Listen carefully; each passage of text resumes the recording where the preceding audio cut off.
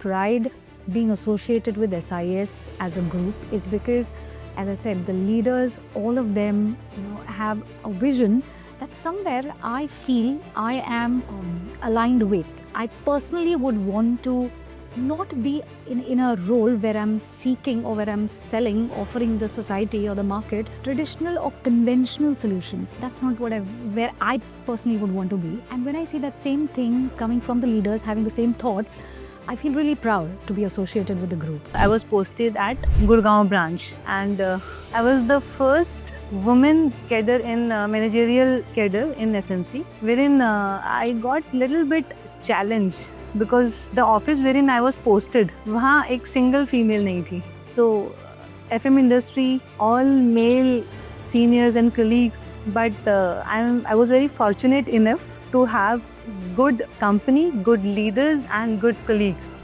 When the merger announced in 2019, in sometime in October, it was a very fear kind of atmosphere in RARE because a lot of people got a little scared कि what the job security will be, whether उनकी नौकरी रहेगी कि नहीं रहेगी, हमें क्या काम करना पड़ेगा, हमें क्या रोल डिफाइन होगा. तो बहुत सारे वो कश्मकश हमारे लोगों में चल रहे थे. जब पैंडेमिक टाइम था, सब अपनी सेफ्टी और सिक्योरिटी के लिए सोच रहे थे और वो लोग घर पर बैठ गए थे. बहुत सारी कंपनीज शट डाउन हो रही थी, लॉकडाउन लग गया था.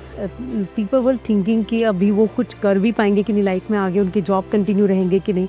सो कंपनियाँ सिंस शट डाउन हो रही थी, ऐसे टाइम पर जो SIS ने किया, I don't think so globally any other company can do this.